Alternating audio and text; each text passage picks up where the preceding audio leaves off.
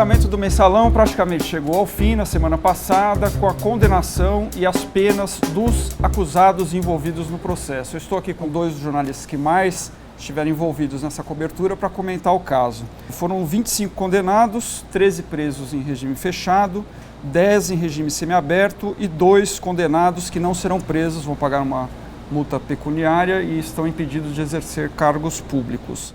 Dos principais acusados no Mensalão foram condenados no núcleo político José Dirceu, Delúbio Soares e José Genuíno. No núcleo operacional, o publicitário Marcos Valério.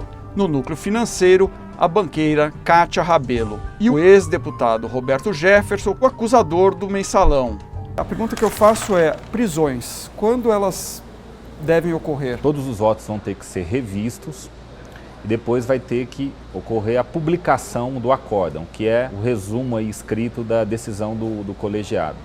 Então, isso pode levar meses. Somente após a publicação desse acórdão é que vai ser possível apresentar os recursos. Certamente todos os ministros vão querer revisar os seus votos, prisão dos condenados, acho que só realmente para o final de 2013. Toda hora os juízes estão em dúvida sobre o que eles próprios votaram. Então, só para organizar isso e depois para saber se houve alguma contradição na aplicação de um critério de aumento de pena, por exemplo, num condenado e em outro, vai dar muito pano para mangas aí. Agora, na semana passada, uma das notícias foi a condenação do Roberto Jefferson, delator do Mensalão, que deu uma entrevista para a Folha em 2005, escancarando o caso da compra de votos. Ele acabou sendo condenado a 7 anos e 14 dias, provavelmente vai cumprir em liberdade, porque é reduzido o número de colônias penais e albergues, né, para regime semiaberto no Brasil, e ele está doente. Do ponto de vista dos que tinham, digamos assim, mais simpatia pela causa do Zé Dirceu e dos outros petistas, a vontade era um pouco fazer recair sobre o Roberto Jefferson uma pena mais pesada. O Roberto Jefferson tinha uma lei pela qual ele não deveria ter a pena diminuída. Daí o Joaquim Barbosa disse assim, mas existe a lei de proteção à testemunha pela qual se diminui até em 2/3 a pena de quem ajuda na investigação dos crimes. Agora, dizer, como disseram alguns ministros, que o Roberto Jefferson prestou um grande serviço a esse país, politicamente você até pode dizer isso, mas eu acho que na boca de um ministro do Supremo Tribunal falar isso é um pouco estranho. Eu acho que esse caso do Mensalão ele vai ajudar exatamente a repensar quais são os crimes que têm que ter uma pena maior, né?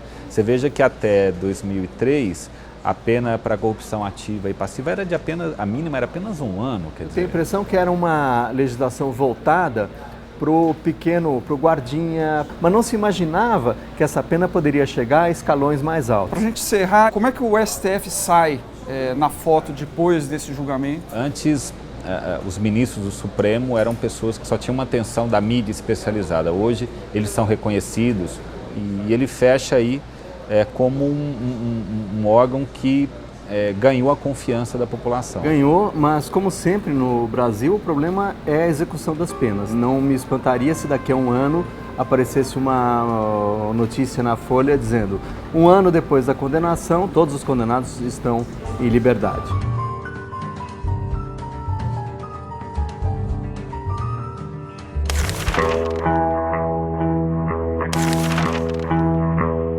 Leia amanhã na Folha, no caderno Folha Investe, como pesquisar em bancos a melhor cotação do dólar para quem pretende viajar. Assinantes e compradores em bancas na Grande São Paulo também recebem amanhã, junto com a Folha, um single do novo disco da cantora Madonna, que tem a capa criada pela designer brasileira Simone Sapienza.